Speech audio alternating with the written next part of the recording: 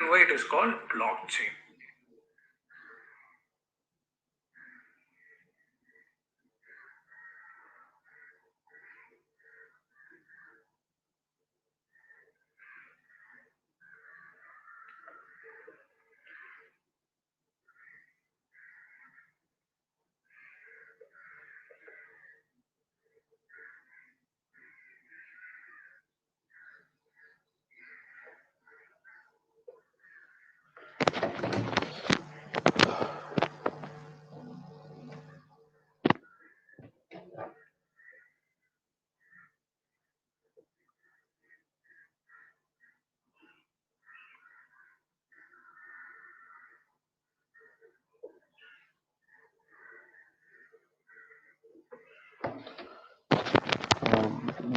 Good evening. Good evening, everyone.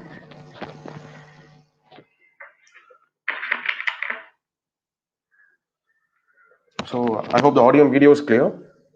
And welcome to the session organized by Shankar Academy on how to plan your next 4 months. How to plan your next 4 months. So this is going to be the objective and the topic of discussion for the day. So before I begin, let me make a few ground rules clear for the session. So what we'll do right now is we'll disable the live chat option. So you'll not be able to do a live chat. It's just to ensure that you don't get distracted in the midway of the session. You don't unnecessarily type and you don't follow the comments, so that you don't lose the content, the objective of this session. Okay. So what we'll do is we'll just deactivate the live chat. The session will go for 35 minutes or 45 minutes. And after that, the live chat will be once again enabled. So you can start asking your questions at the end of 35 minutes of my session. So, so that is it. I think we can get straight away into the session.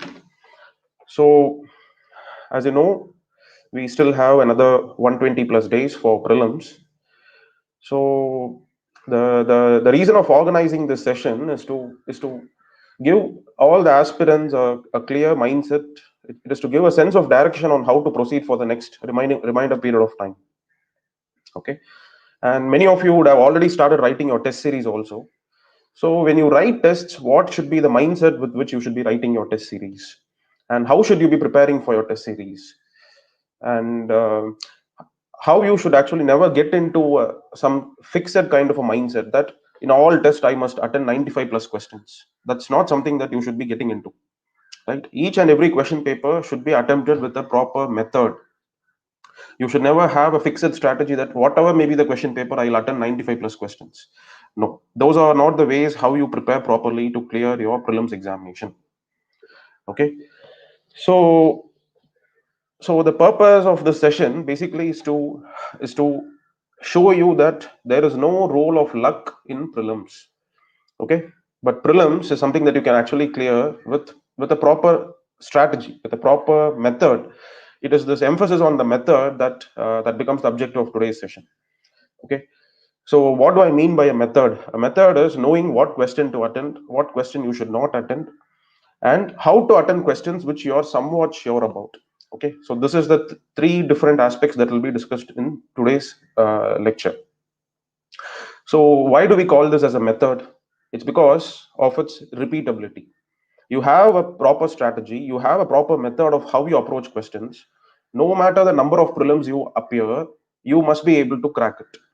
Okay, because some aspirants we see last prelims they crack, but the next two prelims they will not clear. After that, fourth prelims once again they clear, fifth prelims they don't clear. These kind of mistakes happen, I mean these kind of problems happen because the aspirant does not have a method of his own. It's more left to chance, it's more left to the day. Okay, you should not leave your success in prelims to be determined by the type of UPSC question paper. No, whatever may be the difficulty level, maybe it is easy, maybe it is difficult, it is moderate, whatever may be the difficulty level, you must always have a guaranteed formula of success in prelims. So let me walk you through such a kind of a method and how can you build one. You still have 126 more days and you would have already started writing your tests. So as a part and parcel of your test series, as you keep attempting tests, how can you build a rigorous method that can stand the test of UPSC? Okay, that is what we are going to look into in today's session. So In fact, I would say that some aspirants, they get scores of 120, 130 in one test series, in one test. The other test, they get some 70, 80 marks. It means that you don't have a method. It means that somehow you were able to get 120 in one paper, but that's not repeating in other tests. I would say an aspirant who is capable of consistently scoring 90 marks or 100 marks, consistently 90 to 100 in 10 tests is better. He has a higher chance of clearing this examination as a whole than some aspirant who scores 120 in one test and 60, 70 in the other test. Or even if you score 120 in the first test, first 5 tests, then 3 tests you score 80, it means that there is something wrong. It means that your method is only suitable to get 80 marks. Your method was randomly successful in getting 120 marks, but that is not what you have as a weapon in your hand. But someone who has consistently been scoring 90 to 100 has a proper discipline. He knows why he's scoring only 90 to 100. So once a person identifies why he's scoring 90 to 100 marks, it's capable. You can work on it. You can make sure that 90 to 100 is actually taken upwards to 120 to 130. That is possible. All you need is time. But have you understood your method? Have you understood your philosophy of how you tackle UPSC? That is more important. Okay. So how am I going to explain to you about it? Basically, I take the help of 2020 UPSC Prelims question paper. And the reason why I refer 2020 Prelims question paper is the world is almost the same. COVID-19, as you all know. So how the world was in 2019, that's how the country as well as the world is in 2020 also. So the kind of current affairs which would be asked this year would almost resemble the same lines as how it was asked in 2020 prelims.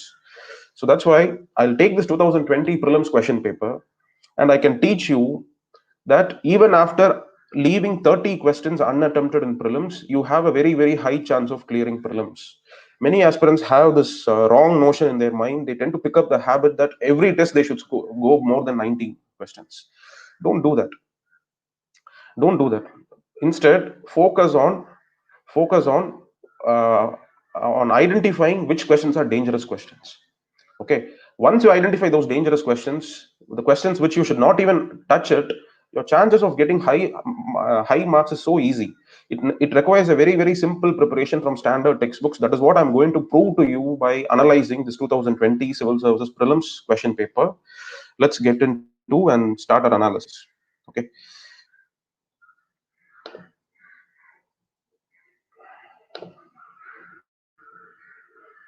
So let me share my screen.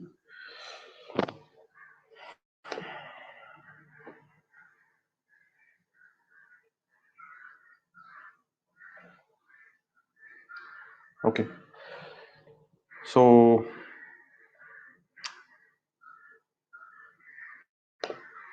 yes.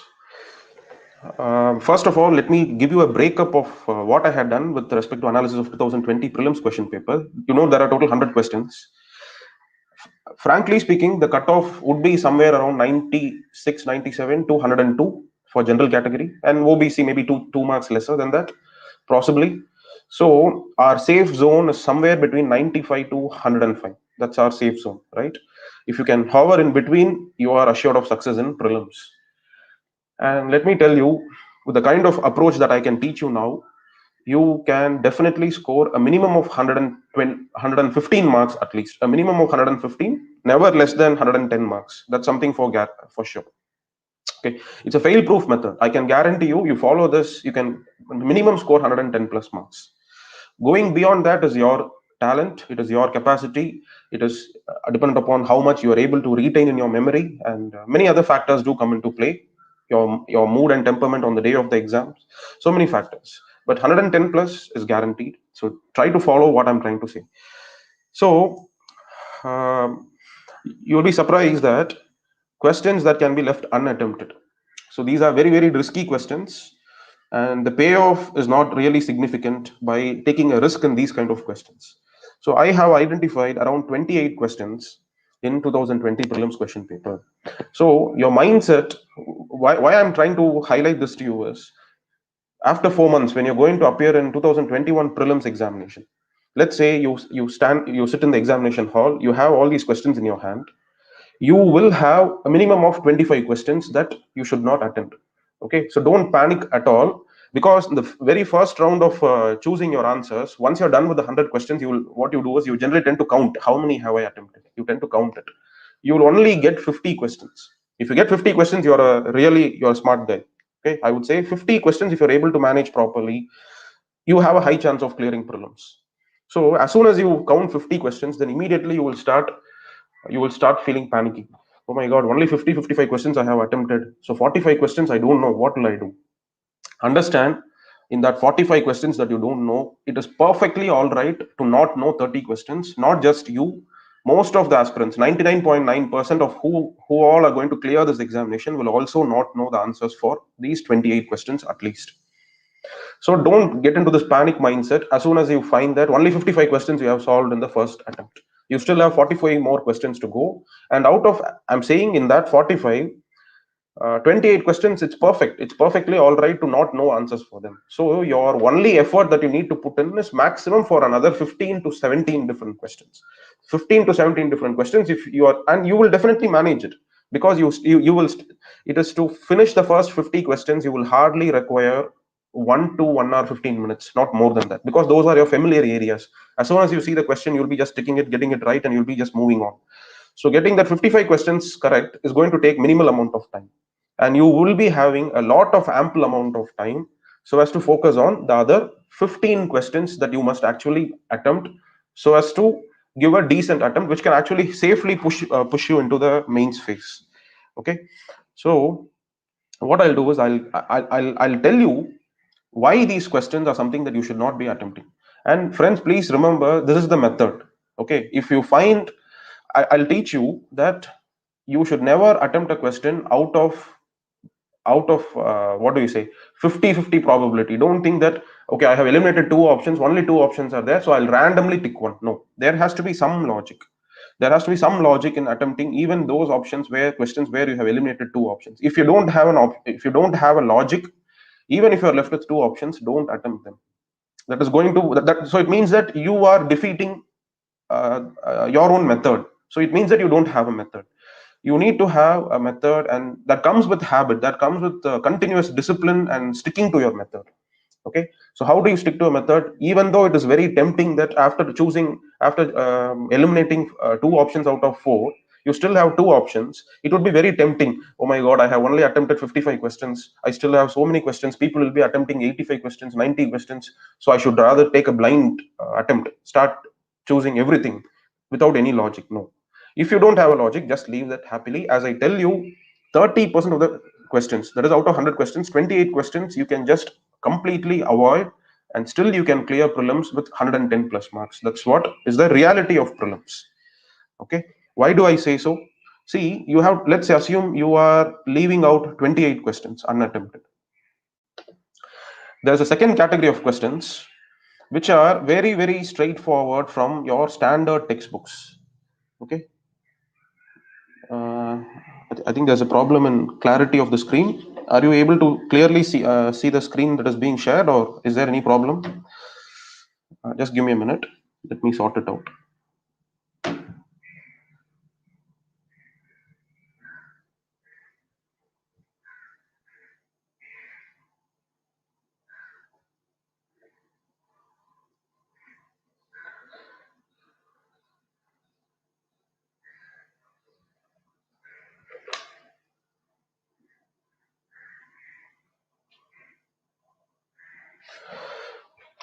Um, just a minute.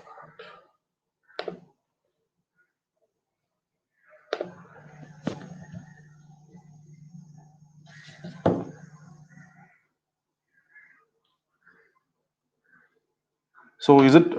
Can someone just send a message? Or is it clear? Is the screen shared? That is the quality clear?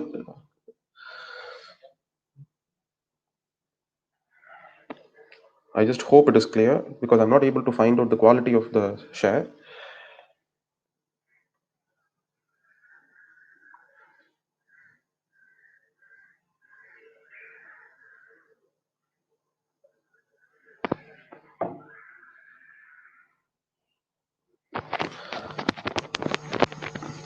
I think we can enable chat.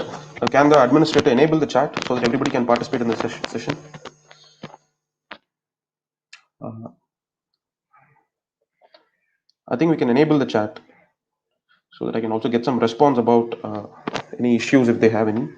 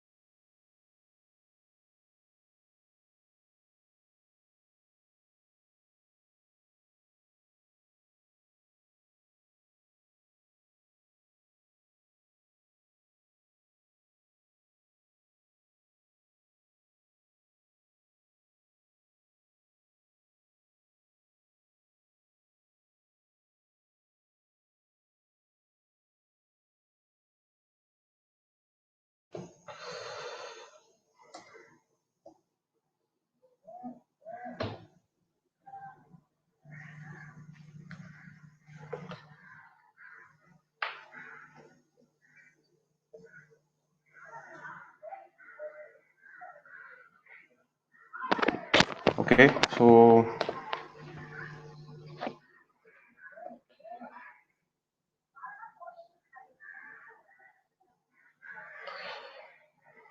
all right. So I think we should continue with the session.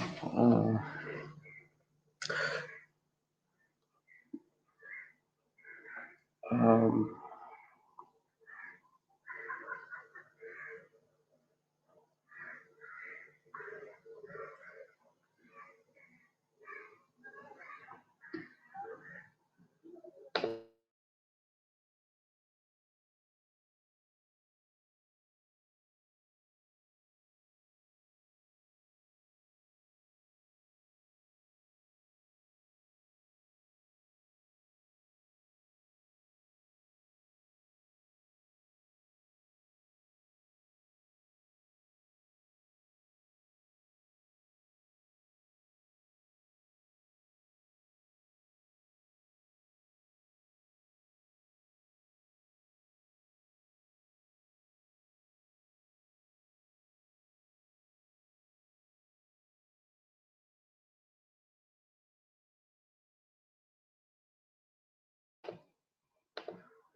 Okay, I think I'll go ahead.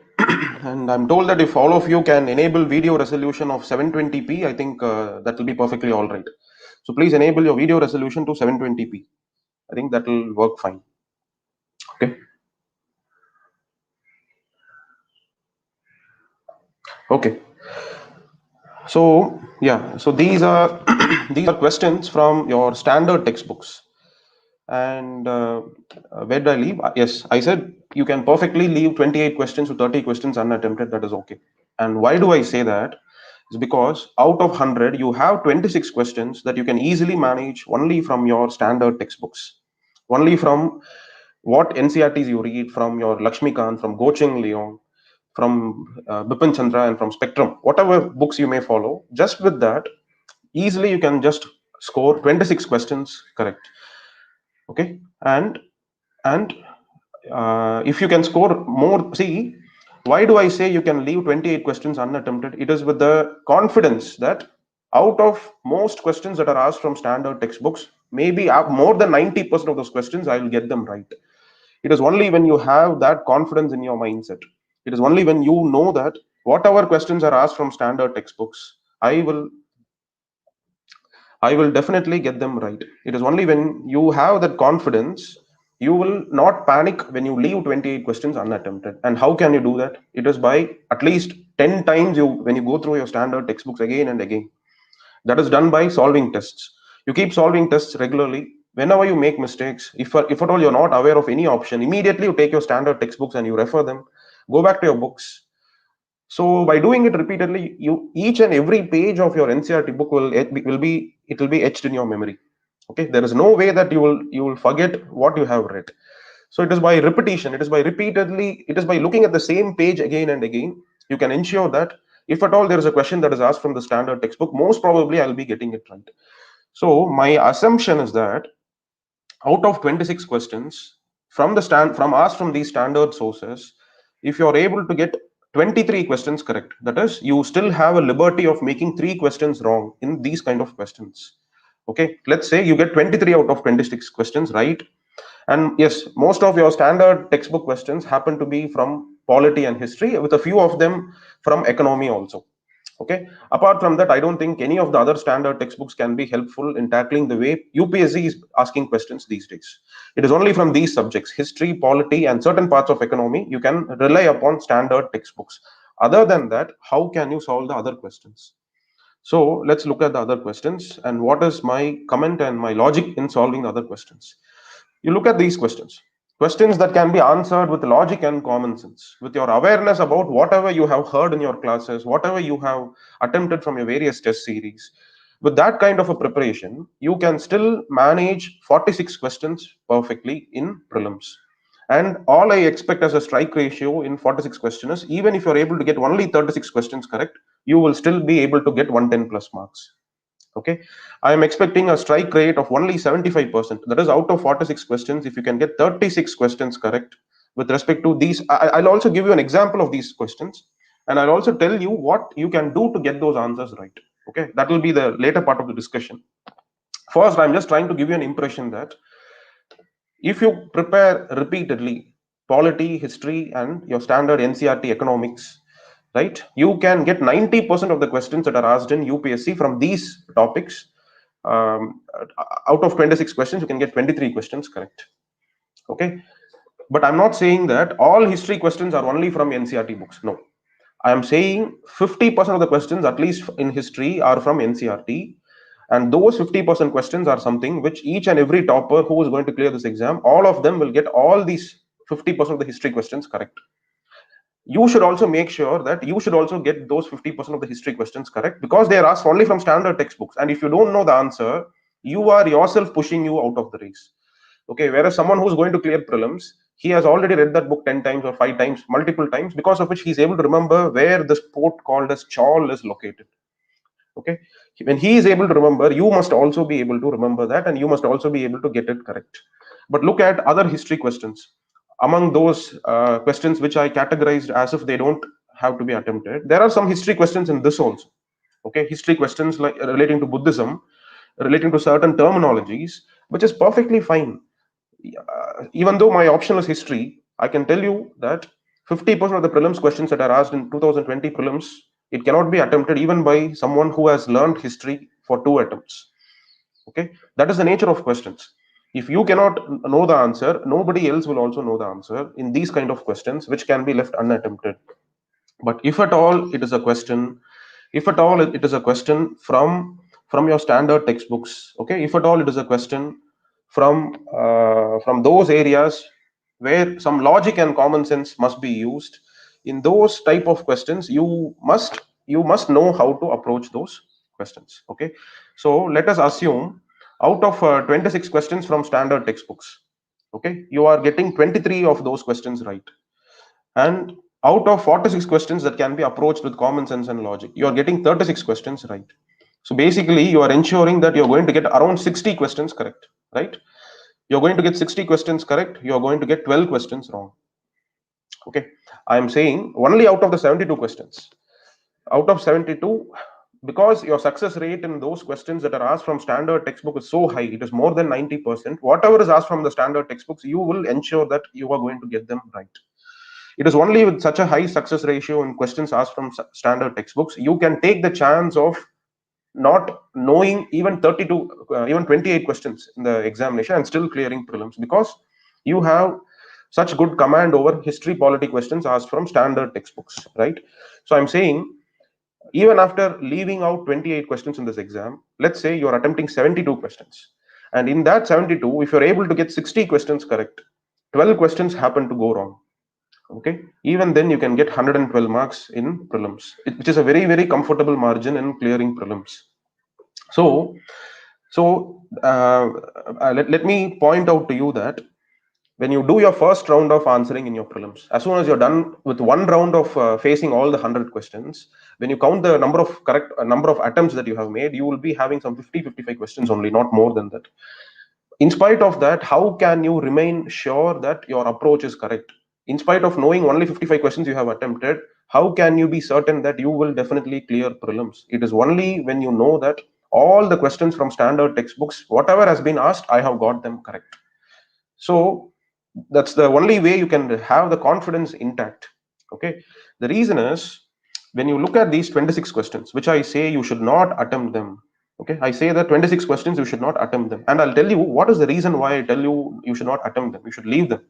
So tomorrow in the examination hall, let's say you face question number one. Okay, this is the set C. This is the set C of the question paper of 2020 prelims. Let's say tomorrow you face the questions. Question number one, first question itself is something that you may not know. What you do is you immediately make a cross mark. Okay, you immediately make a cross mark near that question, because you should be clear that this is a question that is dangerous. Attempting that is going to pull you down unnecessarily. You should be very clear about not attempting that. So make a cross mark as soon as you see such a kind of a question. Okay. So look at the first question. I don't know whether it is shared or not.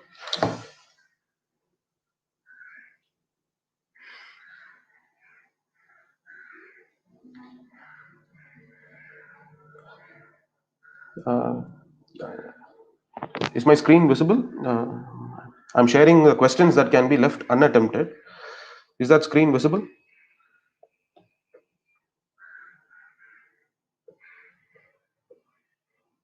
So is it the tab that all the aspirants are also able to see? The tab that questions that can be left unattempted. That is the tab I'm sharing with the aspirants. Is it the same tab that aspirants are also able to view? Okay, fine. Right. So look at this.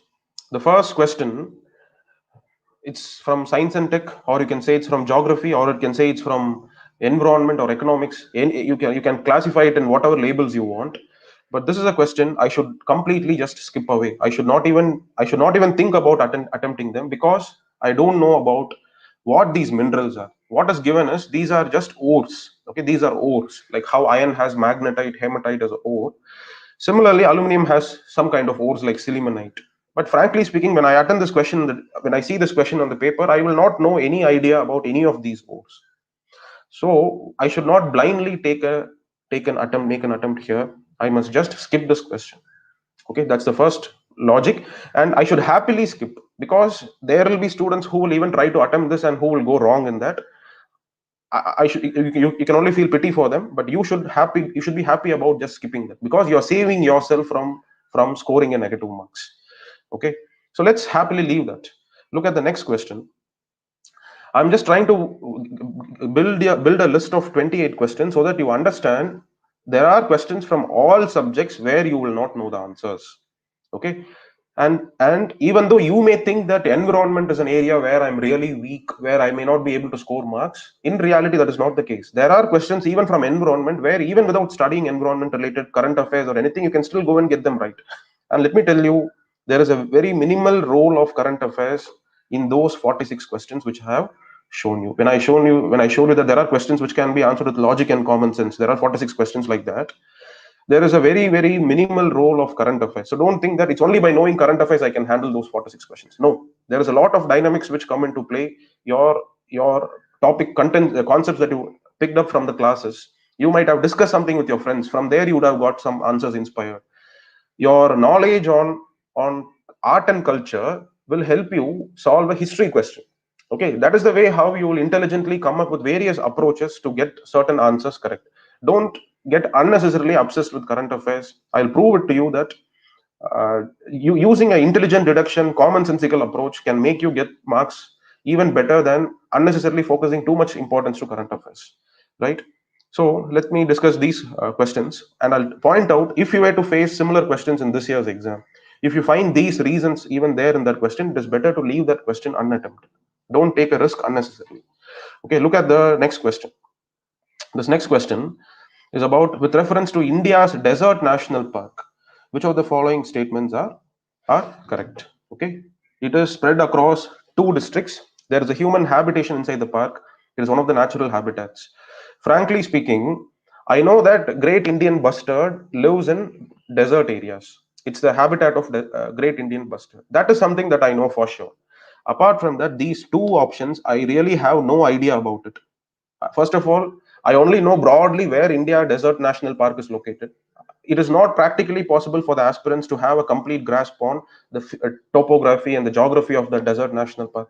So I don't know whether it is spread across 2 districts or 3 districts or 4 districts. So I should not blindly choose.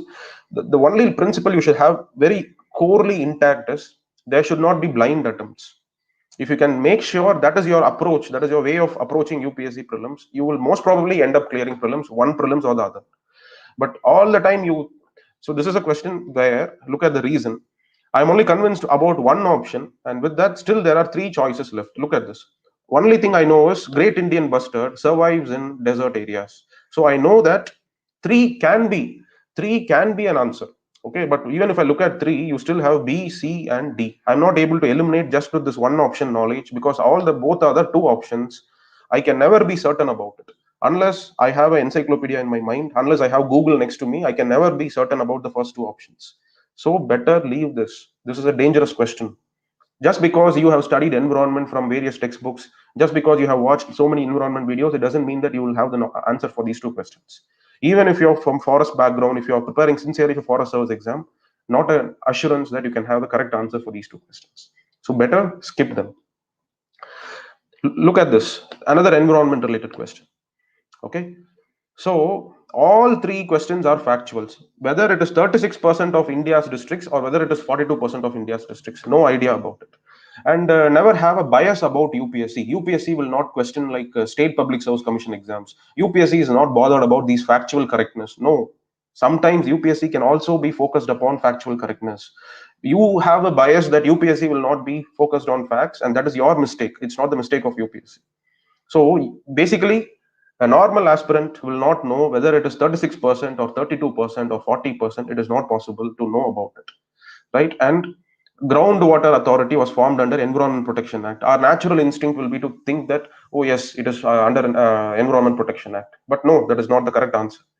So you cannot make any random associations or anything. India has the largest area under groundwater irrigation in the world. Who knows? Maybe China could be that. Maybe Brazil could be that. Okay, without, unless you see, if I'm not saying you should not make an attempt for this question. I'm saying if you have the facts about this question intact, if you know about the facts, at least if one of the fact, if you know, which can help you eliminate something here, it's better for you to attempt. But these kind of questions, it is very random, it is very remote that an aspirant will have a correct factual knowledge on these aspects. And this is not something that you can internalize or you can get it right by memorizing. Today you will take about the groundwater profile of India and you start memorizing it. That is not the way how you crack UPSC. Okay, UPSC is cracked by focusing on this question, focusing on this 26 questions that are asked from standard textbooks and getting more than 90% of those questions correct. UPSC is cracked by getting 75% of these kind of questions correct. UPSC is cracked by leaving these kind of risky questions completely untouched. Okay, so don't think that just because there is a question you have to attempt them. No, not at all. Even the first 10 questions you may not have a single answer, but still you should not be panicky because you know that you have a proper method, the method that you will not attempt questions where you don't know the answer, right? So this is another type of question which you should just skip, go away. And so many of these questions I can, yes, among the following tiger reserves, which one has the largest area under critical tiger habitat? It will be easy now. We can browse it and find out what is critical tiger habitat and which has the largest area. All that is fine. But on the day of the examination, you will get this confusion. Okay, it is given without quote, within quotes. So what could be critical tiger habitat? Is it same as what I think it is? You will have all these doubts. And you know that Nagarjuna Sri Salem Tiger Reserve is the largest. You know that. But still you will now get a doubt. But it's something called as critical tiger habitat. Maybe are they referring to Sundarbans? Because it is in Sundarbans only tigers are getting poached, tigers are at risk higher. So that is why it's called as critical tiger habitat. You get all these kind of doubts because you're not certain about the word critical tiger habitat. So it means that you should just skip that question. Don't attempt that. Okay, if you're attempting, it means that you are failing your own method, which means that you don't have a method. So relax, take things easily. There will be so many questions like this. Just happily avoid them because there are so many other questions where you can take it to your advantage and you can crack problems. Okay, look at this. Many of the environment related questions are of this nature only. Okay, it is easy. You can go and I mean, I'm not saying the question is easy. It would be easy to tell me that, sir, how do you not know about the answer for this, sir? I know about the answer for this. Yes, you know it because it has already been asked in prelims. But when you go and sit in this year's prelims question paper, you may not know the answer for even simpler questions also. Why? In fact, if I have a question like this, I would better skip this. The reason is because first is I don't have any knowledge on the specifics of this policy, because I don't mug up or I don't memorize anything for cracking UPSC. So definitely I will not have, because there will be 100 pages of policy and I cannot go and memorize each and every text in that policy. Not possible, right? So that is one. And I really don't know whether groundnut seeds, the normal groundnut seed that I eat, whether can it be used for making bioethanol or not. I have no idea about it. I know that beet can be used. Even that also I'm not sure, but I'm just assuming, because alcohol, liquor is made. For example, wheat is a source of liquor. I know that for sure. So if liquor can be made out of wheat, I know that that can be distilled and bioethanol can also be made. That is something I know for sure. But groundnut seeds, do I know about its properties, whether it is suitable for making alcohol or not? I'm not sure. So when I have all these kind of doubts, how can I even attempt this question? I cannot and I should not. Instead, I should happily skip this question. Go to the next. Look at this. All four statements are factual questions. I think UPSC is giving these kind of questions not for the aspirants to get them right. It is UPSC is asking these kind of questions to trap aspirants and bring them into negative territory. Okay, because whether an elephant group is male or a female, unless you are preparing specifically for forest services exam, unless you are specifically preparing with an idea that you're too much inclined into environment, unless that, a general aspirant with 1 or 2 years of preparation, a normal aspirant will not be able to focus on all these aspects, because there is so much else to prepare from. There is so much of history, so much of polity, so much of geography, so much of current affairs that has to be focused, instead of focusing what is the gestation period of elephant, right? A normal aspirant will not be able to focus on these aspects. Then how are you expected to get it right? Because UPSC also does not expect you to get these answers right. UPSC is expecting you should identify this as a trap question and you should just leave it unattempted. But if you want to go and take a blind attempt here, then it is you who don't understand UPSC, right? All four questions are completely factual, and I have no idea about the character of elephant group, whether how long will be the gestation period, until what age it can lay calf. I have no idea. So at least three options out of the four I have no idea about. Then how can I take a risk in this question? Better I avoid it. So in this fashion, I have identified all these kind of questions. You may be surprised that what is this, sir? All these are environment related questions. Yes, environment questions, because there are just too many things in the environment, right? There are just so many things in the environment which are beyond your control, which are beyond your scope of acquiring knowledge. And look at this. Which of the following protected areas is known for the conservation of a subspecies of Indian swamp deer, Barasinga? Well, I don't think this can be managed from any compilations or anything for the last 1 year. If you browse all the compilations, will you be able to get the answer for this? No, not at all. If you would have done some specific study from the internet, if you would have focused on what is the habitat of Indian swamp deer, where is it found in India, what is the natural preferred prey and the ecosystem in which it is found, if you would have made your own search and browsing about it, then there is a slight possibility of getting it correct if you're able to remember it on the day of the exam. Otherwise, it is a random fact which is being asked at you. It could be related to current affairs. It could be because there was a news on Indian swamp deer. But I'm saying, even though there could have been a news on Indian swamp deer, will you be able to retain that news on the day of the exam? I don't really think so. Better if you have these kind of again, these are all complete factual questions. Maybe you may find it hard to believe that so many questions can be left out. On the day of the prelims, you will understand, in spite of these kind of questions asked, if you're making an attempt, most probably that will go wrong. So I'm cautioning you beforehand. Don't. Yes, it is just factual. It may appear to be such a simple question. Okay, swamp deer, where is it? Maybe you will try to find out some logic and everything, but high probability of going wrong. Correct. And look at this. What is the use of biochar in farming? I have no idea about what is biochar. Then how can I attempt three options where everything is about biochar? This is a new term.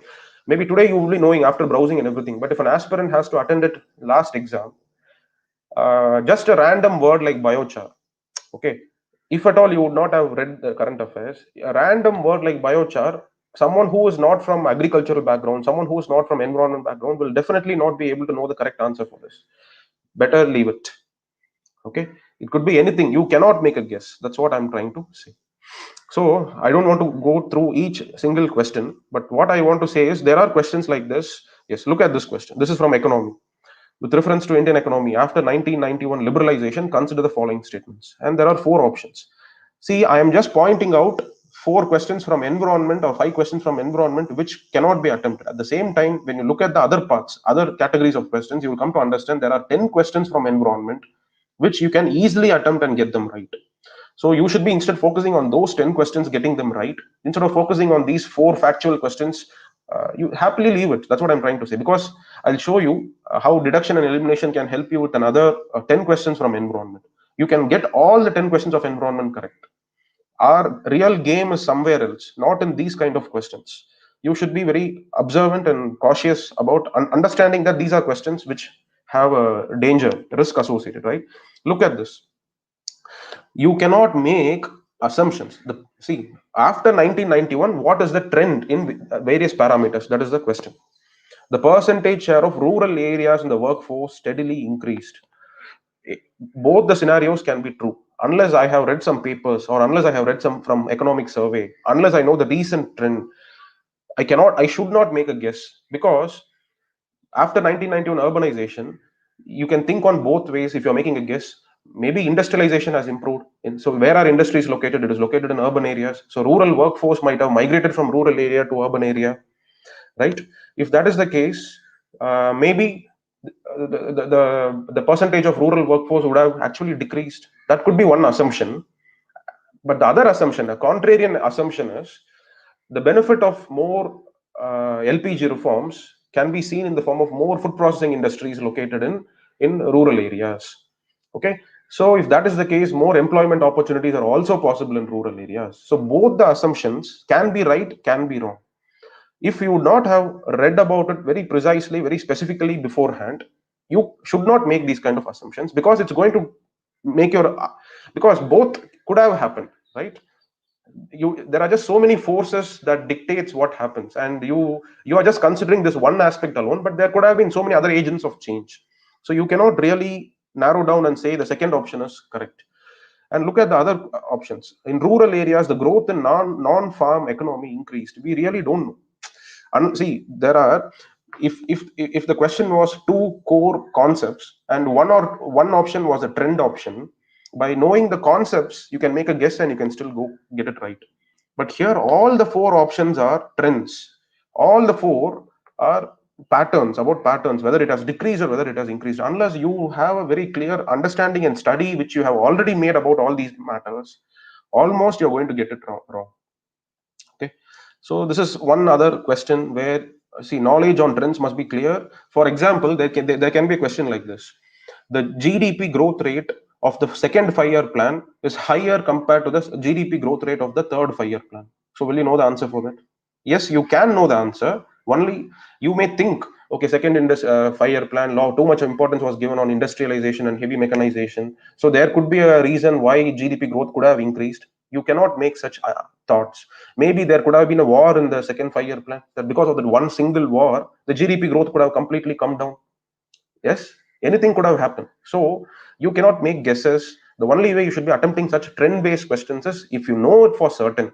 If you have already read it in your Ncrt that GDP growth rate of third 5-year plan is higher than second 5-year plan, if you have read it already, then you can attempt that question.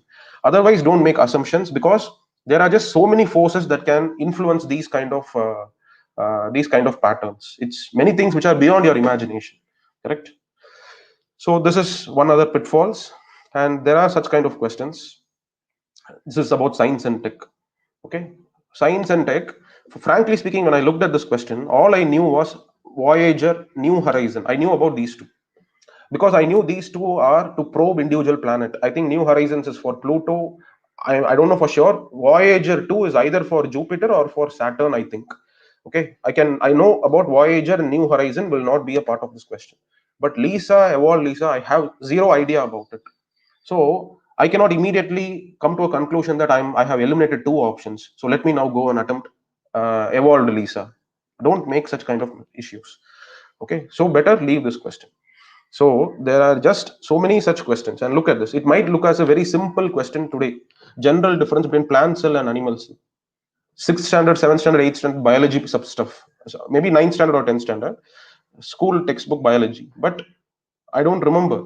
I don't remember whether plant cells have cell membranes or not, whether animal cells have cellulose or not. I really don't remember it, because of which I should not attempt this question. So I can just go on and look at this. Bulk of the questions from history, mostly from all those terminology related questions, even after having history as an optional, I'm not able to recollect. So will you also not be able to recollect it, because they are not asked from NCRTs. They are not asked from even some standard textbooks which UPSC history optional students will study from. So if that is the case, then how can you even get these kind of answers correct? You cannot. So better leave it, because there are another 8 to 9 questions in history which are only asked from NCRT textbooks. You can easily get them correct. And let me also tell you, you should never make an attempt to go and study for these kind of questions now, thinking that because these questions will never be repeated in UPSC history for next 30 40 years, these questions will not be repeated.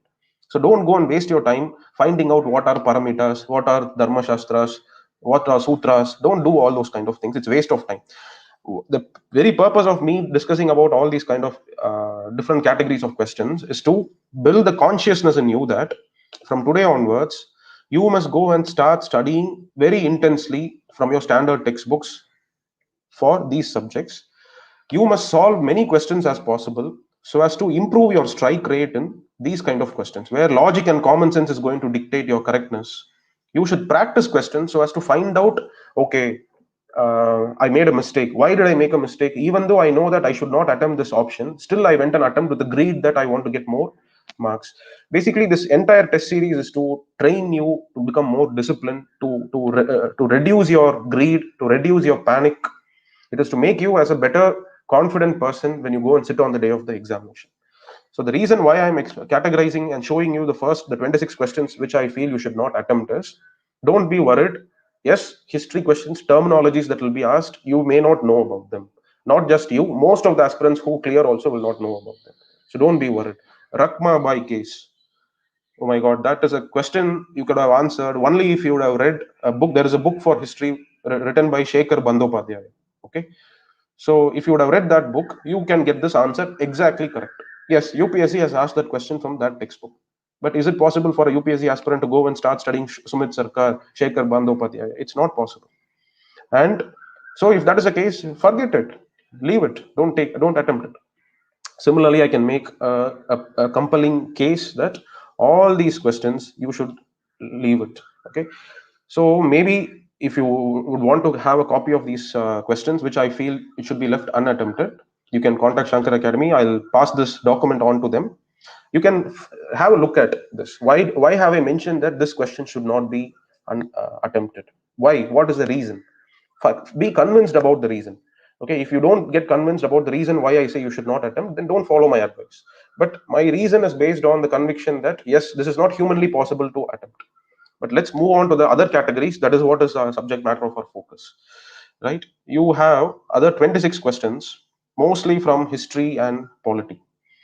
Okay, and in addition to that, some questions from minor geography and economy aspects can also be handled from standard textbooks. So you already know the list of standard textbooks. Keep revising them, keep repeating them again and again. Especially try to make it a daily routine to solve previous year's questions of previous year's test series or this test series, whatever random material about test you get your hand. Solve questions from these areas. Test yourself whether and what. So okay, let's say you take a test series on history and you attempt them. You see a question which you did not get it right. What you should be doing, you should immediately find out whether that book is asked from standard sources or is it asked from outside the standard sources. If it is outside the standard sources, don't worry, just get to know the answer for that. Find out from the key what is the answer for that question, but don't be even slightly worried in search of extra material or anything. But if that question is asked from standard textbook, if you didn't know, there is something seriously wrong about it. It means that you have to put more hours of effort, right? So find out whether it is asked, if it is a polity and a history or a geography economic question, if it is asked from your standard NCRTs, you must know them. If you don't know, you have to go and read that chapter 10 times.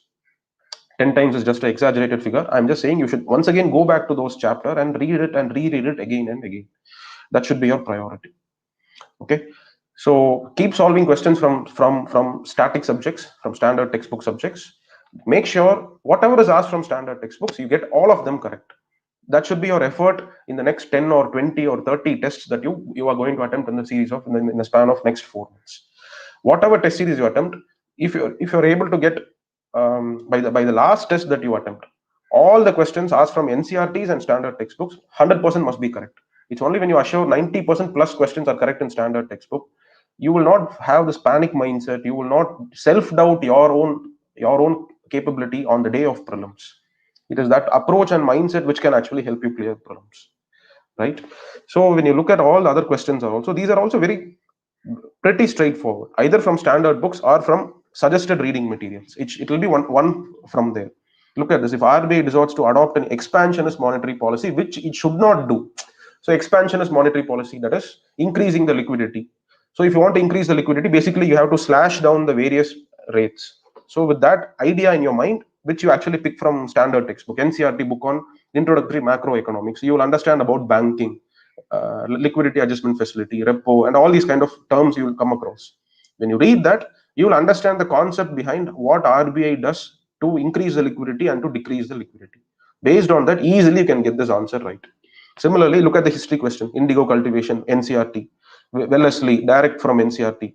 Ulgulan, this is Birsa Munda's revolt, from Bipan Chandra, or modern India spectrum. Just from that, you'll be able to get this correct.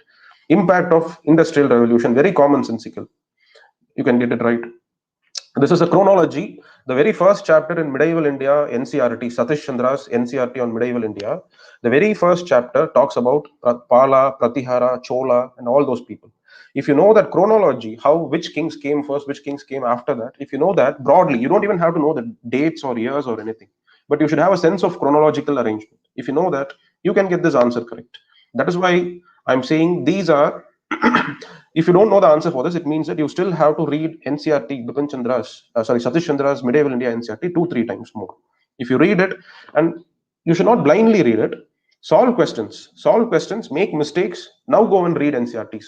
So that when you make a mistake and then you go and find out an answer from NCRT, the page in the NCRT will be permanently, it will be photographed in your memory. And on the day of your prelims, the page will just come in front of your eyes. This is the advantage that you have when you make a mistake and then you try finding an answer for a question, right? So keep doing this. I think for all, and look at this, defines the nature of hundis, generally considered in the. This is a very clear question from Satish Chandra NCRT.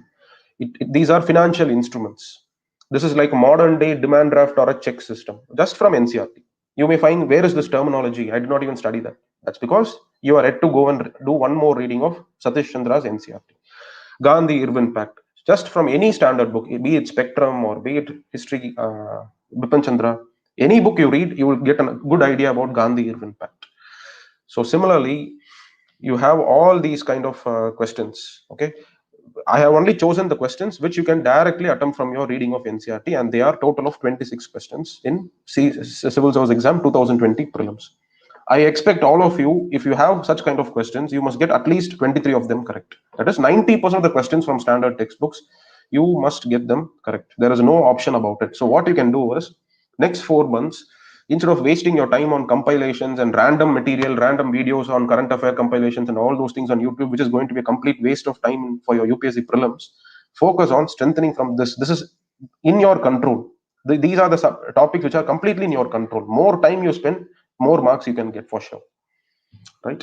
Because current affairs is such a vast field, and yes, questions that can be answered with logic and common sense. So this brings us to the third category of questions, which to handle which you have to have a slightly different approach.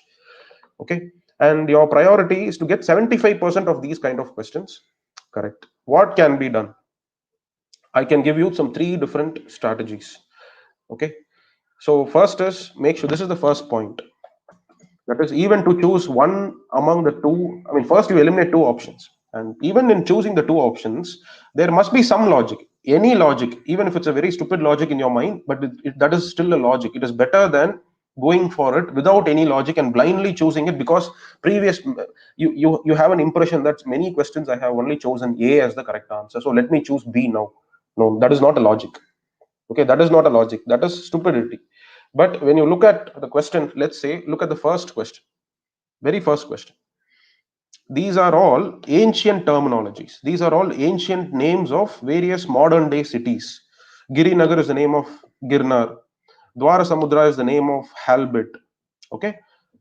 And let me also tell you, all these places you would have studied in your NCRT is also possible, but not all the four places. Okay. For example, Bilsa might not have been in your NCRTs. But okay, let's see how you can face this kind of a question. How can you can get this answer right for this question? Girinagar, it is something which all of you will know for sure because the most prominent inscription that you read in history is the Girnar inscription. It talks about Chandragupta Maurya.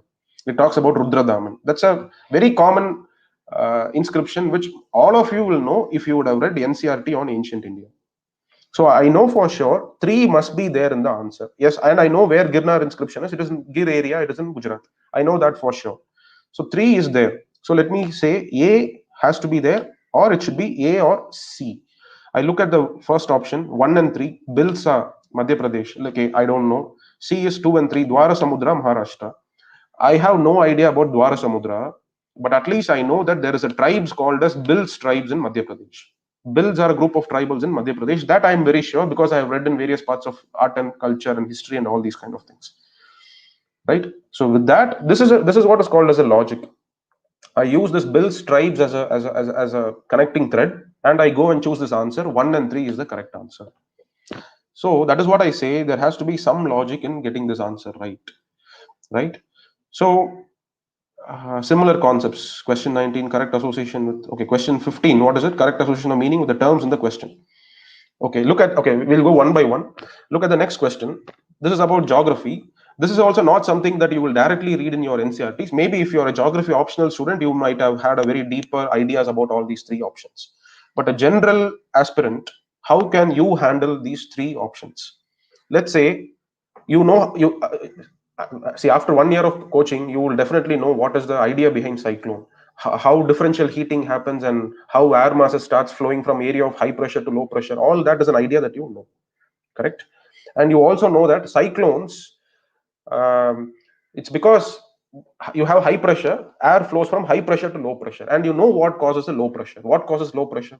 It's more and more amount of heating that causes low pressure. So you know that air masses flow from high pressure area to low pressure area. That is how when they move, then they start rotating because of the Coriolis force. They start getting a rotational direction, and so you know that high pressure, as you go closer and closer to the eye of the cyclone, you have low pressure. This is a logic that you know. When you have low pressure, it should be having more temperature. Maybe more heating has taken place there, correct? If that is the case, you know that third option is wrong. How can it have lower temperature? How can the eye of the cyclone have lower temperature than that of the surroundings? Cannot be the answer. Eliminate 3 from the options. You are left with 1 only, you are left with 2 only. And now let's look at the options. Even though I may not have studied about jet streams in detail, even if I would have known about jet streams, when I read my geography books, I did not focus whether it is present in northern hemisphere or whether it is present in southern hemisphere. I don't know about that. If that is the case, then how could I have got this answer right? First of all, do we have any phenomenon which is only limited to the northern hemisphere and not to the southern hemisphere? Do we have such kind of a geographical phenomenon in the first place? I don't think so. So I would say that jet streams would also occur in southern hemisphere. That could be an intelligent guess, or at least only some cyclones develop an eye. What is this? How is that possible? All the cyclones that you would have studied about, they will all have an eye. Maybe the eye may not be very concentrated. It might be eye itself could be very big in diameter. Anything is possible. But I have never come across a cyclone without an eye. At least these aspects I am familiar with. Right. So there is a natural tendency for me to go in favor of option number 1 more than option number 2. Okay, and you cannot say that, okay sir, because only is the word that is used, so it will be wrong option. No, don't have that. That is what is called as not having a method. Okay, not having a method is basically you are biased. You are biased thinking that wherever there is a word only, that option is wrong. Wherever there is a factual data, most probably that option is correct. That is all your wrong mindset. Because UPSC has asked last year's question, ocean mid-ocean dipole. Okay, some question was asked, and the only mistake in the first option in that question is the depth of the dipole, that is oceanic dipole, that was given is not correct. It was found shallower. It was not found as deep as 126 meters. But a general aspirant, when he looks at that option, he will feel that okay, it's just a figure, it's a factual question. Oceanic dipole is present at a depth of 126 meters. Maybe it should be correct. I'll go with it, right? It means that you're going to get it wrong because you don't have a method. So don't have all these kind of notions. Okay, when you find the word only, that is a wrong. No. But apply, but instead of going by such kind of pre I mean, what do I say, it's fixed mindsets, wrong mindset. Go with the open mind, apply some logic, the logic that everything that is there in northern hemisphere should also be possible in southern hemisphere. Correct? How can some phenomenon only be limited to northern hemisphere? That should not be the case. So um, I'm using this logic. Maybe if somebody has extensively read well on jet streams, you would have also read that jet streams are found in southern hemisphere also. If you're very certain, then there is no question at all. But if you face these kind of uncertainties, your decision must be pragmatic. Your decision must be logical. That is the only guiding factor in choosing an answer. If you don't have a logic, skip it. You don't deserve marks for that question. Okay, and that mark also does not deserve you your correct answers. So don't worry about it. And this question describes the social cost of carbon. Okay, I would not have read elsewhere anywhere about what is the exact meaning of this word social cost of carbon. I have no idea about it. In spite of that, let me see how I can get this answer right. What do we mean by cost? Cost is the price that you pay. Correct? Price that you pay so as to get compensated, so as to get a benefit. Social cost, it is a price that a society or a community that can actually pay. Correct? So if you look at the four options, contribution of an individual person to carbon footprint, there is no price, there is no negativity associated with option D. Efforts put in by a climate refugee to adapt to live in a new place. This is a climate refugee. Is it a single person? If it's a single person, we cannot call it as a social cost. Social cost is a larger cost faced by the community. Correct?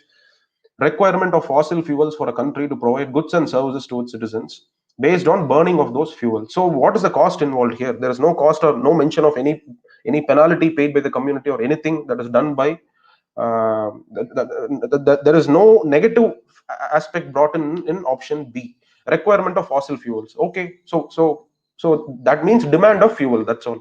That is not the definition of the word social cost. That cannot be the definition of the word social cost. Social cost means it's a penalty. It's something that is going out of your hand. Social. It's a larger community's price that the community itself pays. Right. So when you look at that, you will be able to find out the correct answer. It's a long-term damage done by a ton of CO2 emissions. Whether it is 1 ton, whether it is 1,000 tons, nobody cares. But it is something about, there has to be some negative association associated, right? It could be option A. I'm saying I would be using this as a logic, and I can even say that even by using this logic also I can get my answer wrong. That's why I say in these kind of questions, all I need is a 75% strike rate. Every four questions I attend, three questions I must get them correct. One question, if it goes wrong, it is perfectly okay.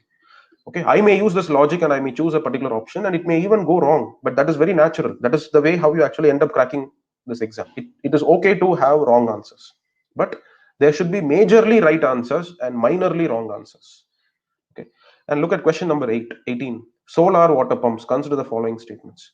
So you have two. This can be rated with science and tech, and the knowledge that you require so as to get this answer right is not in-depth knowledge about solar energy or anything.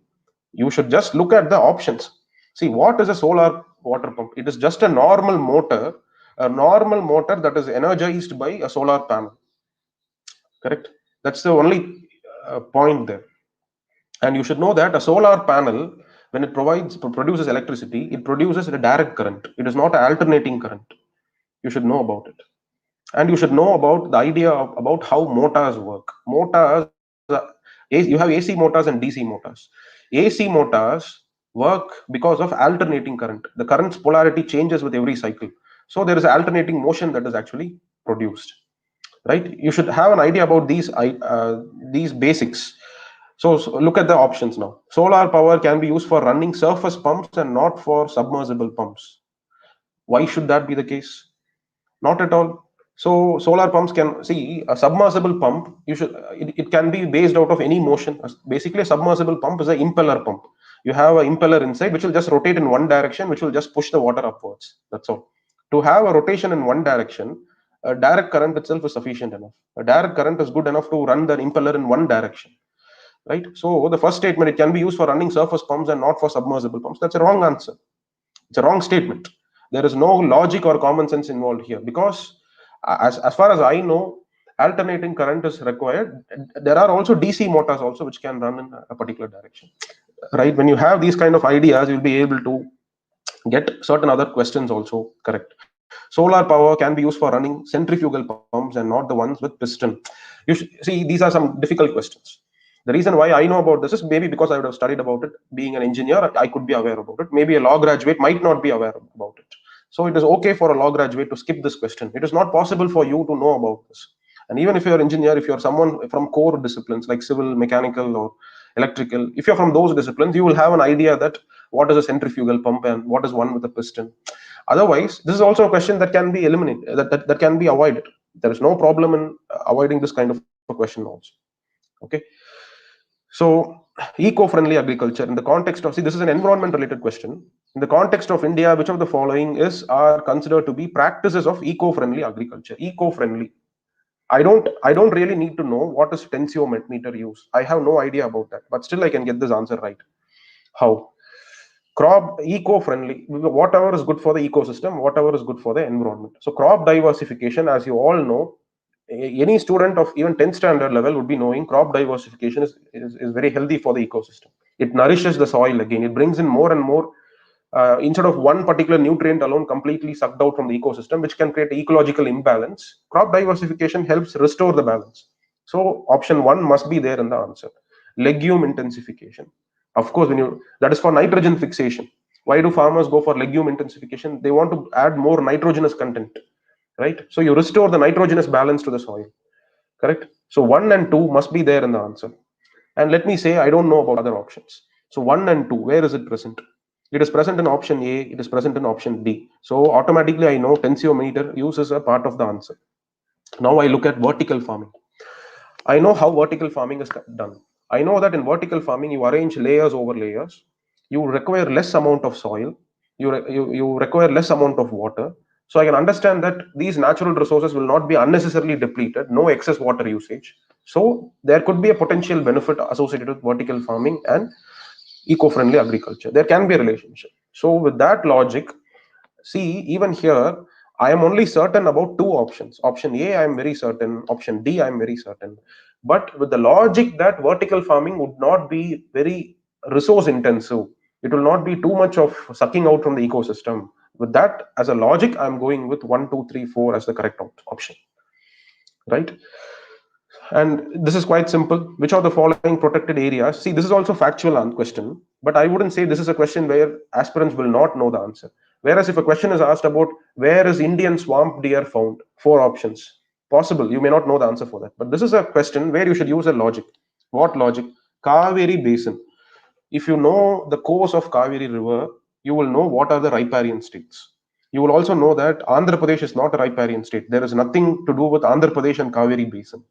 If that is the case, then why would Papikonda National Park, why would that be a part of Kaveri Basin? It should not be a part of the Kaveri Basin. Whereas Nagarhole, it is in Karnataka. Satyamangalam, it's Tamil Nadu and Karnataka. Wayanad, it's in Kerala. All these are Kaveri Basin areas. So you would know 1, 3, 4 must be there. 2 must not be there. 2 will not be there. At least that you will be for sure. So eliminate those options where 2 is there. A is eliminated, D is eliminated.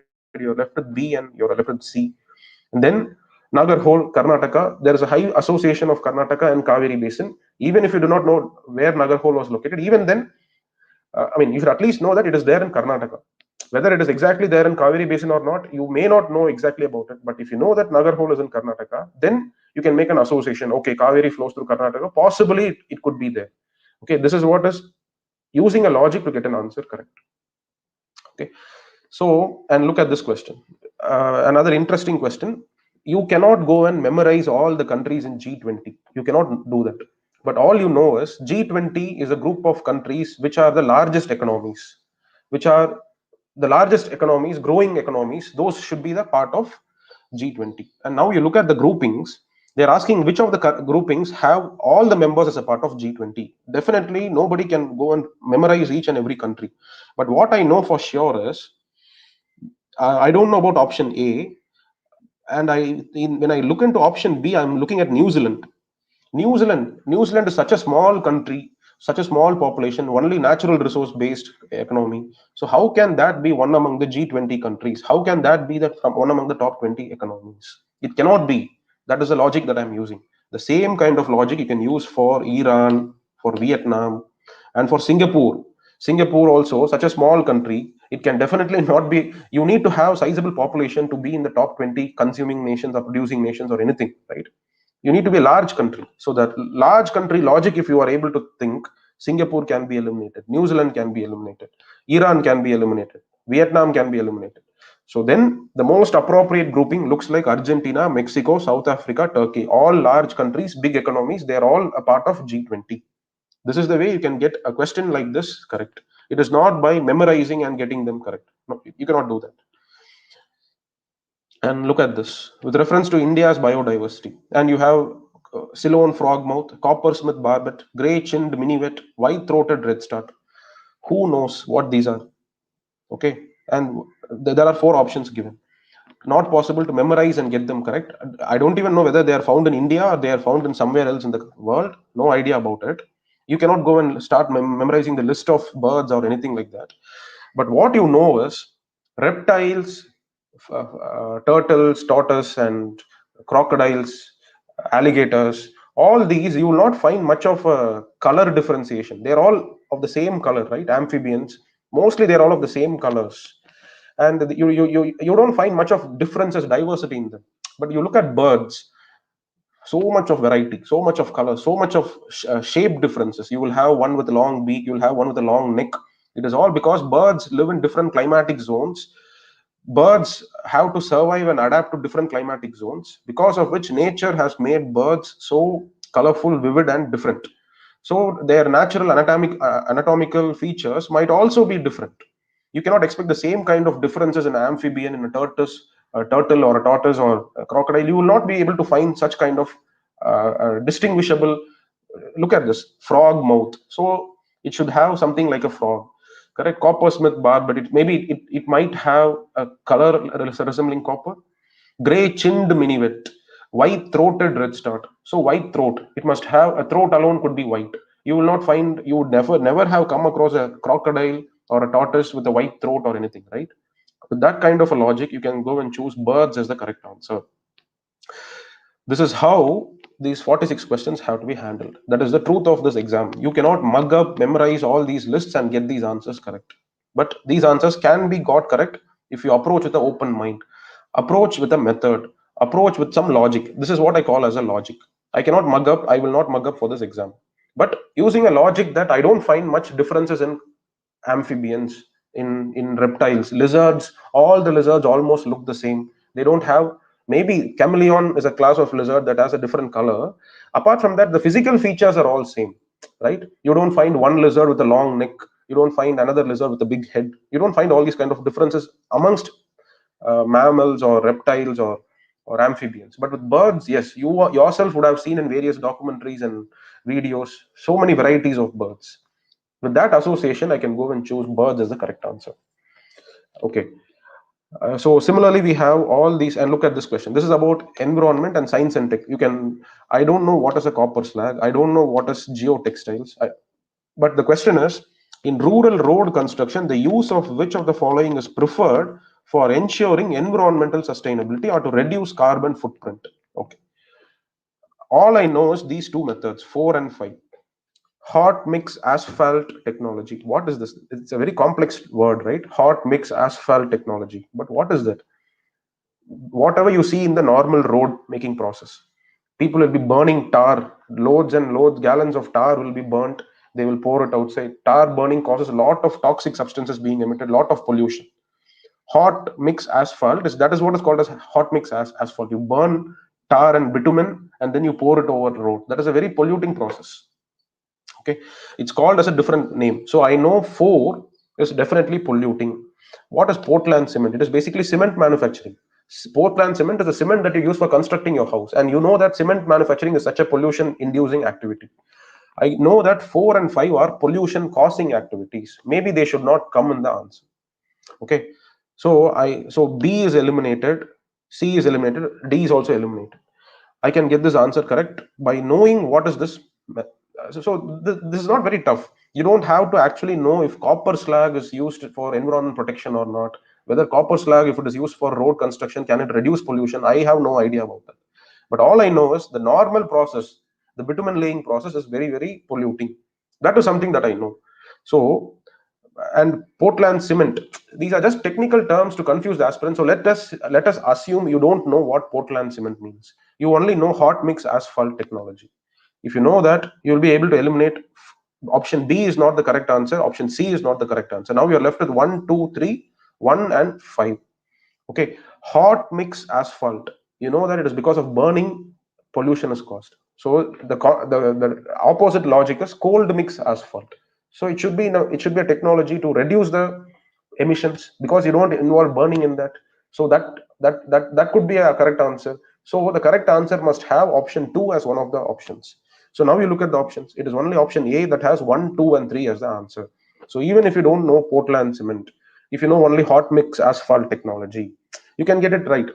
I'm not saying you should know the exact process that is involved in hot mix asphalt technology. You should be conscious enough to know that the normal bitumen laying process is very pollution inducing.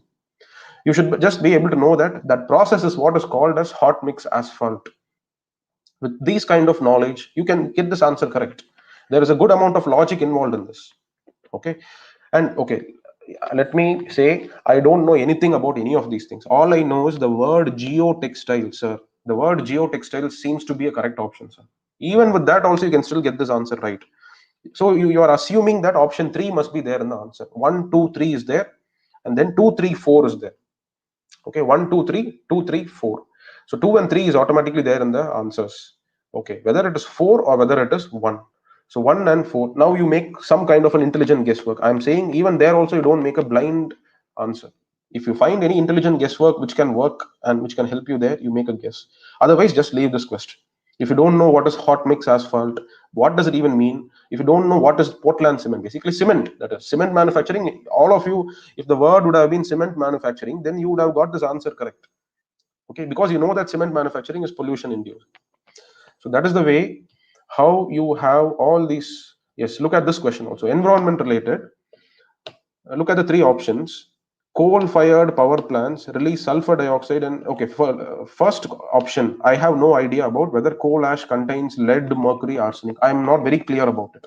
I know coal ash is dangerous to health, but I'm not clear about the first option. Look at the second. Coal-fired power plants release sulfur dioxide and oxides of nitrogen. That is something I know for sure. Yes, SOx, NOx emissions, COx, all that accompanies a coal-fired power plant. Too much of sulfur dioxide, nitrous oxide emissions happen. That almost everybody who prepares for UPSC will be knowing about. High ash content is observed in Indian coal. You also know that that is the reason why our coal companies are importing coal from abroad. So 2 and 3 is something that you will be probably be aware of. Let's search for the options. 2 and 3 is there. 1, 2 and 3 is there. I know coal ash. I've read in newspapers that coal ash is very dangerous for human beings. Coal ash inhalation causes a lot of problems for fetuses. All these kind of issues you would have also read in the newspapers. Only that much I know. I don't know whether it has arsenic, lead, and mercury. But I know coal ash has a lot of health disadvantages. So since this is also one among the statement, I would now take a logical guess that probably it might have these negative elements. That is why it is harmful to my health. I know lead poisoning happens. I know arsenic poisoning is damaging. Mercury poisoning. All these can affect my central nervous system, right? So I know about the problems associated with this poisoning. I know coal ash is also dangerous for human beings. Now I try to make an association between the two, and I'm going to choose the first option as correct. This is how I would manage the option number 1. Okay. So you go through these kind of questions, except for those 26 questions, all these other kind of questions, there will be a logic in finding out an answer for these questions. And I'm giving you a very, very safe margin here. All you need to do is only get 75% questions correct in these category of questions, and you would still be able to crack prelims very easily. Okay, so focus on this, strengthen your basics. Basics will never let you down. These 30% of the questions are only from standard textbooks. Keep working, reworking. When you attempt your weekly tests, think about using a logic to arrive at an answer. Don't arrive at an answer blindly. Let's say an aspirant who will not clear this exam, what will he do? He will look at question number 7, famous place, present state. He only knows Girnar as the answer. Now you have two options, 1 and 3. You have 2 and 3. Don't make a blind answer here. Okay, don't just, I don't know Bilsa, I don't know Dwara Samudra, I don't know where it is, so let me just choose one answer. No, because previous history questions I have chosen C as the answer, let me choose A. Even if it gets correct, even if it goes correct, that is not your mark. Okay, because you will not get that mark in the real examination. But if you use this kind of a logic, bills, I have heard about the tribes in the central Indian state somewhere, you use that kind of a logic. Okay, I'm very certain most of these questions you will have a logical backing, a logical way of approaching and getting the answers correct. So your duty when you write your test series is finding out a logic, finding out a pattern by means of which you'll be able to figure out these kind of questions correct. Okay, so that's all for the session, and I think the chat can be enabled now so that the aspirants can start asking their questions. All right,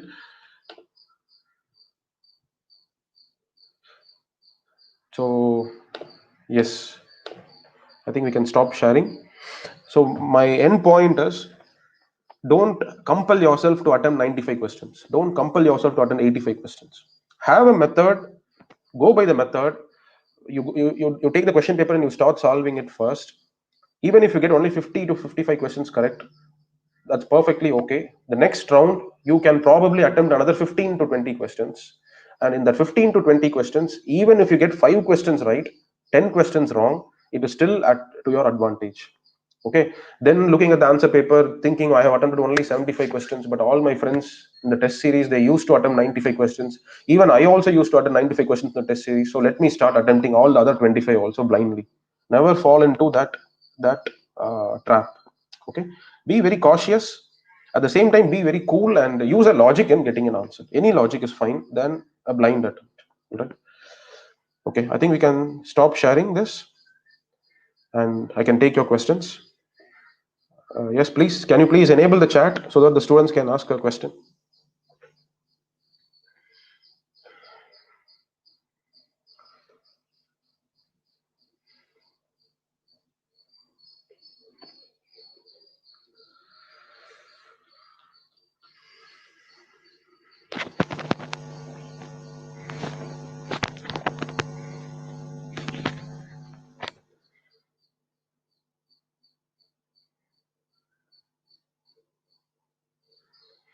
Okay, please suggest standard books. Please suggest standard books for science and tech, economics, history, and culture. Right. Standard books for science and tech. Only your school books, your biology. See, even if you don't read that, also it is perfectly okay. You should only know about the recent developments in science and tech. For example, you look at these questions. I have not shared them with you. All blockchain related questions, all artificial intelligence related questions, the drone technology. These are all questions which I have kept in one among those 46 questions that you can attend with a logic. Science and tech questions are those questions which you can actually attend with some kind of a logic. Okay, you cannot. So let me ask you a question. What if I suggest you this book? Go to the 10th standard and 9th standard school textbooks. Read your Ncrts. If I suggest it, if you read it, what is the benefit? Only one question: the difference between plant cell and an animal cell. That is the only question that you could have got it right by putting in so much of extra effort and going through different Ncrts. And that too, if you remember what is a vacuole, if, if you remember what is a plasma membrane, if at all you are able to remember, you can get that right. I would say the cost benefit ratio is very, very high. I mean, the benefit is low, cost is high by spending time with the Ncrt books on science and tech. Instead, focus on the latest technology, get to know more about them, get to know what is a carbon nanotube. Why is carbon nanotube in news? What is graphene? Is it a conductor or not a conductor? Where is it all used? By having an idea about the latest trends in technology, latest inventions that are happening, you will be able to get those science and tech questions correct. The effort that you put in mastering your NCRTs and lower standard school books is not going to pay you that great a dividend. But instead, focus on your NCRTs for polity, history, economy, and some geography parts. There, you can reap lot of benefits by focusing on standard textbooks. Okay. So when can we stop current affairs for prelims? Well, yeah, even though I say that current affairs, you don't have to be too obsessed with it. What I'm referring to is you don't have to be obsessed to the extent of daily reading two compilations for current affairs. That is not something that you need to do. But my opinion is you should keep on reading newspaper even on the day before the exam. Keep reading newspapers. It will take you hardly 1.5 hours. But there's a lot of things that will keep on getting revised. Okay, you will also be revised when you keep following your Hindu newspaper. What you read 3 months back might have been forgotten, but when you read it just 1 week before the exam, it will be once again, it will be refreshed. So keep reading newspapers.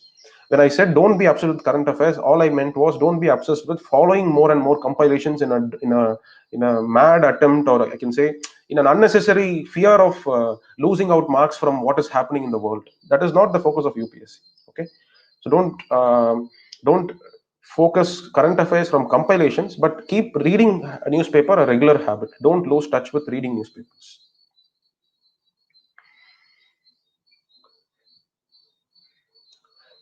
Uh, okay, whether mains based prelims preparation is good, it is the best strategy, because many questions, let's say last year there was a question on difference between Marxism and Gandhi when it comes to their opinion, when it comes to their perspectives on what state means, right? That is a question which you could have actually got it right if you would have prepared your mains topics on local self-government. If you would have understood Gandhiji's uh, distaste with a centralized model, why Gandhiji was preferring a decentralized model, if you know the understanding behind that, you would know Gandhi's opinion on government, on state. With that, you will be able to make an association and get that answer correct.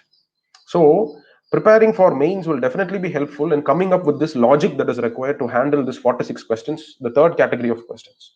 The logic that you require will be obtained if you prepare for mains also. So, your mains preparation must parallelly go along with your prelims preparation. So, suggest good books or material for CSAT. Well, there are, I'm, see, come out of the books, come out of your textbooks. The only textbooks that you should be referring is with respect to your 4 subjects: history, geography, polity, and economy. Apart from that, nothing doing with the textbooks. Come out, solve tests, solve questions, find out a strategy that helps you in getting an answer correct with the help of some logical thought. Okay, master that strategy, master that method of scoring questions which are outside your standard textbooks. That is more important. If that is the case, I would never suggest you books for any other subjects beyond these 4 subjects. It's more to do with approaching questions. Do I need to read old or new NCRT for history? Both. History non-negotiable. Okay, so history is completely non-negotiable.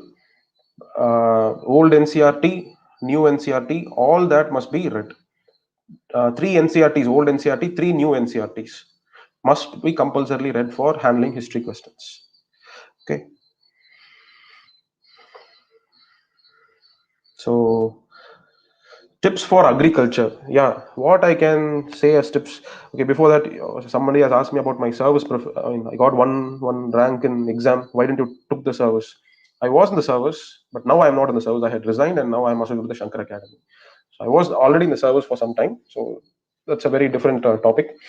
But anyway, tips for agricultural sector. What I would say is, when it comes to agriculture, focus on cropping patterns. Focus on understanding how each and every crop is cultivated in India. At least the major crops like rice, wheat, sugarcane, maize, pulses. What is the climatic conditions they require for their growth? What technique is followed for cultivating them? These are the kind of areas that you should be focusing when it comes to agriculture. Agriculture doesn't mean that you start focusing uh, on something else, okay, from any books or something, but you should be focused on cropping patterns, cropping techniques. What is system of rice intensification? What does it actually mean? What is the difference between that system and the normal broadcasting method? Broadcasting is you just take rice seeds and you throw it here on the field. What is the advantage in that? Again, let me tell you, There is a question in 2020 prelims which talks about a tissue culture method of cultivating sugarcane.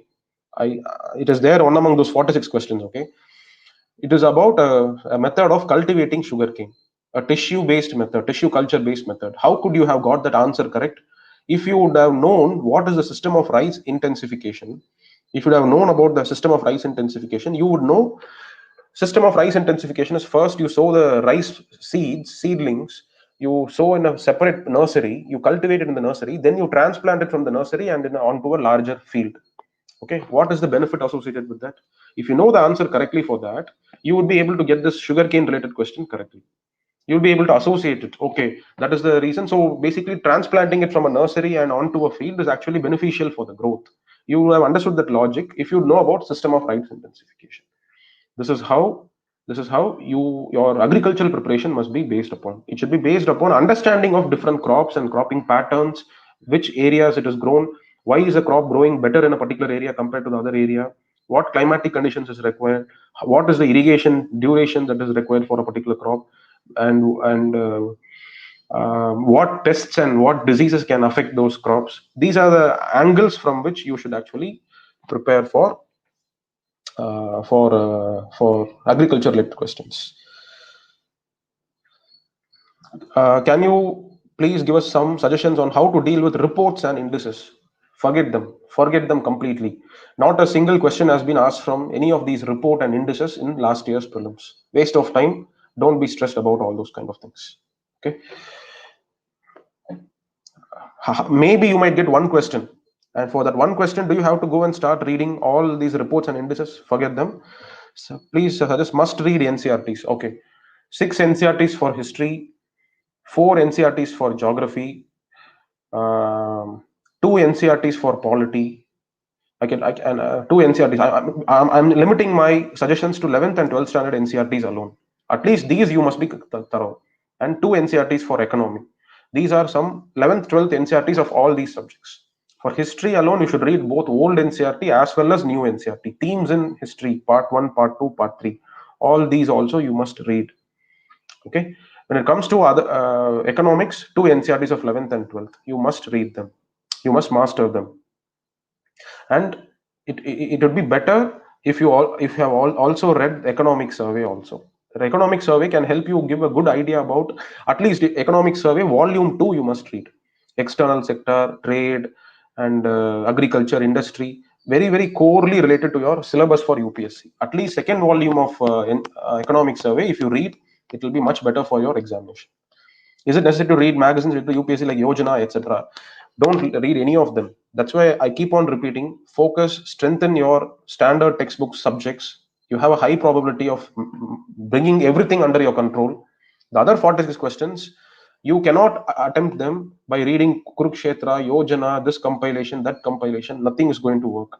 But what is going to work is having a logic in approaching and in getting it right.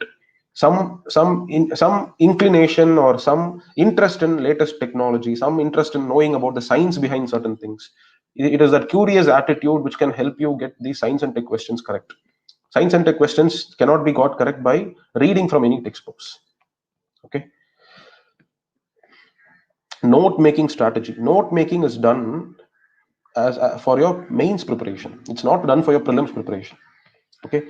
Mains preparation, when you do it, when you know the entire concept, let's say federalism is a concept. When you know about the entire concept underlying federalism from various NCRTs, from various textbooks, from reading from internet, after that you have a very good understanding of federalism. If at all any Hindu editorial talks about federalism, conflict in federalism, then what would you do? You would take some points out of those articles and you will make a note of that. So your first basic requirement to make notes is you must complete your mains preparation, or at least you must at least have a fair idea of the various subtopics and topics in mains. It's after that you should start into the activity of taking notes for this exam, because all these, and let me tell you friends, don't when I say ignore those compilations, why I say this is they have so many facts. Adding to that fact, why do you also have to take notes out of newspapers and build on, keep on adding facts? Do you think you'll be able to remember all that on the day of the exam? You cannot. Okay, so don't be worried about taking notes. So how to prepare for main side by side? Yes, it is a must do activity. You must prepare for main side by side, at least GS paper 2, paper 3. Whatever topics are related to your prelims, at least those papers you must be preparing side by side. So for example, let's say there are some 15 topics in GS paper 2 that is relevant for your prelims also. In GS paper 2, okay, mains, you have at least 15 topics which will be relevant for your prelims. So make a timetable. You have 4 more months to go. So basically, you have 15 weeks, correct? You have 16 weeks. So what you can do is you can allot one complete week for one topic of your mains syllabus sheet. Let's say salient features of representation of People's Act. That is a topic in GS paper 2. So what you can do is uh, first you make a base preparation. Read from the internet. Read from various documents which I have suggested in the various classes also, right? So read from those sources. Find out base material on salient features of representation of People's Act. Let it be a 2 hour process. Daily you do spend some 2 hours or 3 hours for that preparation. At the same time, also watch out for the previous year's mains question paper also. So look what kind of questions are asked from the salient features of representation of People's Act in previous mains. Now try to think whether the content that you are reading will be suitable to write an answer for the previous year's questions. Okay, so you're spending 2 to 3 hours on a particular topic in your GS syllabus sheet for mains preparation. When you do that, also solve previous year's prelims questions on this topic. Solve, you already have a lot of tests that you would have attempted elsewhere at your own academies.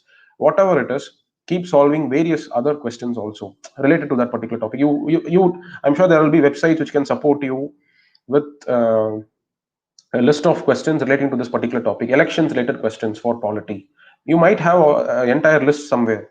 Take up all those questions, keep it in your hand. When you prepare for salient features of representation of People's Act, now try to solve these questions and get the answers correct. Okay, that is the way how you can link prelims and mains preparation together. All right.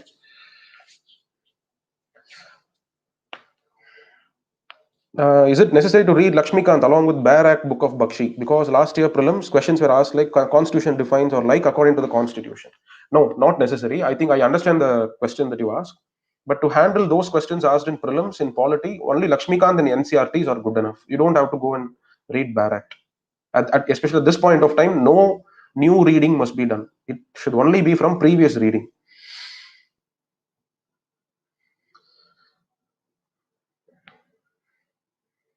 General doubt in 2015. I had pancreatitis operation. Okay. Type 1 diabetes now. Whether I am eligible to appear UPSC? Yes, you are completely eligible. There is no problem. Even if you have diabetes, there is no problem. You are eligible. You can even get into police service also. Just that your diabetes must not produce any other consequences like neuropathy, retinopathy. That should not be the case. If that is not the case, if you're just generally diabetic, there is no problem. You can appear in the exam. History optional tips. Well, I'm sure you would already have your list of books available on the internet. Your faculty would have also suggested it. The only tips that I would give for history is build your perspectives, build your opinions, consider various historians' opinions on a particular time frame. The same Aryan invasion is both a reality as well as a myth. So why would historians have different perspectives and opinions on this based on certain evidences that they have found out? So try to understand how historians view the course of history. That is what is the preparation for history. It is not the stories that you listen or stories that you read in the textbooks. That is immaterial for history. But make a note of, keep an eye on the different changes that you find over a period of time. Okay.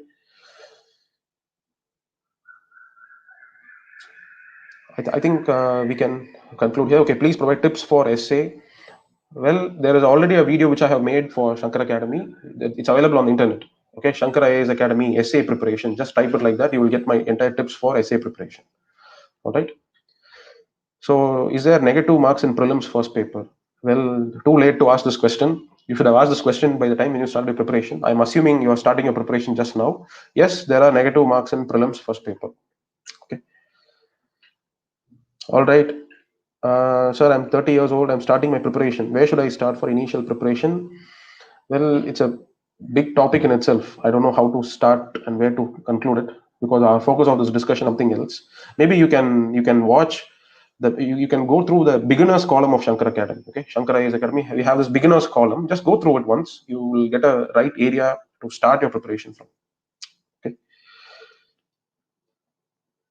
Okay, friends, we'll conclude. And if you have any questions, maybe just drop a mail to the Shankar Academy, and we will take up your queries and we will reply back to you. Okay, it's already the time has exceeded, so I think it's time we have to conclude this session. So thank you, and for all those who are attempting this year's exam, I wish you all the best. I'm sure you'll all crack. Make sure you just have a method. Method is important. Okay, don't depend on luck. Luck will not be always on your side. Okay, thank you. I think we can conclude.